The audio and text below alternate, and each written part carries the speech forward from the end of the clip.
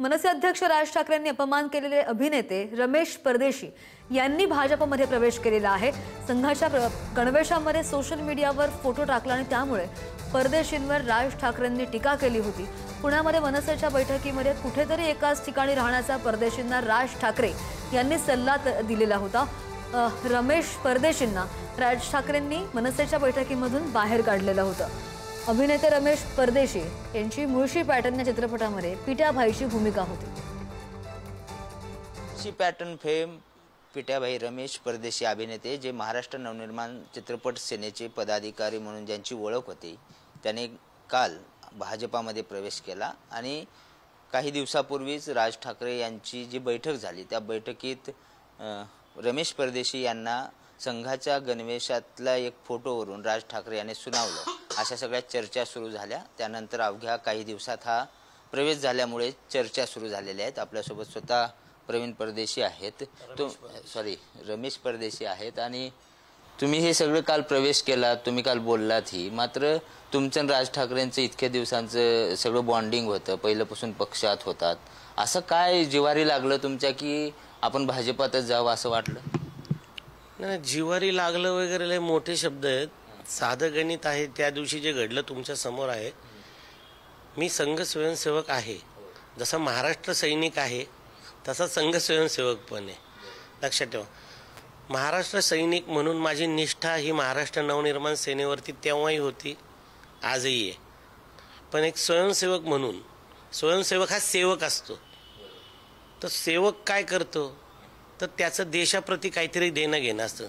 जसं मी संघाचा स्वयंसेवक आहे म्हणजे देव, देश आणि धर्म याच्यासाठी आम्ही काम करतो।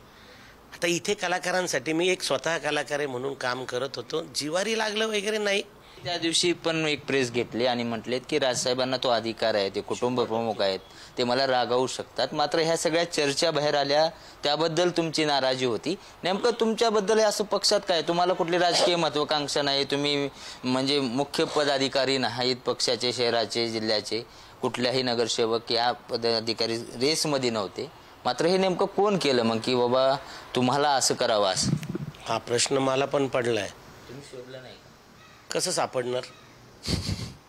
जर तुम्ही त्या बैठकीतनं खाली आलात, बरोबर आहे, जिथं होतो तिथून गाडी काढून मी निघाल्यानंतर SM जोशी पुलावर जाणे इतकेपर्यंतच बाकीचे सगळे वरती असताना खाली मीडियाकडे जर बातमी गेली होती की असं असं वरती घडलं, शोधणार कसा तो मनुष्य?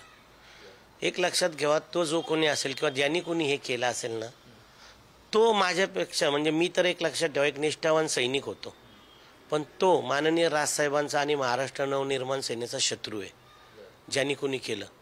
संघ स्वयंसेवक मी आहे तर हो मी आहे, मी ते लपवलंय का तर मी ते लपवलं नाही, ते सत्य आहे का हो सत्य, ते कायम राहणार का हो माझ्याबरोबर कायम राहणार। आपण मी सैनिक पण होतो ना, त्याच्याबरोबरीने ज्यांनी कोणी कुठल्या राजकीय हेतूने प्रेरित होऊन मला केलं मला माहिती नाही, मला ते खूप वाईट वाटलंय त्या गोष्टीचं, कारण मी माझ्या आयुष्यातली 20 वर्ष इथं दिलेली आहेत आणि म्हटलं तसं की राजकीय महत्वाकांक्षा मला नाही, तरीही अशी एखादी कुरघोडी करावी असं का वाटलं असेल तर मला हा प्रश्न मला पण आहे। उलट मी तुमच्या माध्यमातून हा प्रश्न विचारीन की ज्यांनी कोणी हे केलं त्याला का करावं वाटलं, की माननीय राजसाहेब जे आपलं पहिलं प्रेम आहे त्या माणसापासून मला लांब करण्याचं जे षडयंत्र कोणी ज्यांनी केलं त्याला त्याच्यातून काय मिळालं? व्हिडिओ जर्नलिस्ट निखिल करंदीकरसह बालाजी पोद्दार, पुढारी न्यूज, पुणे।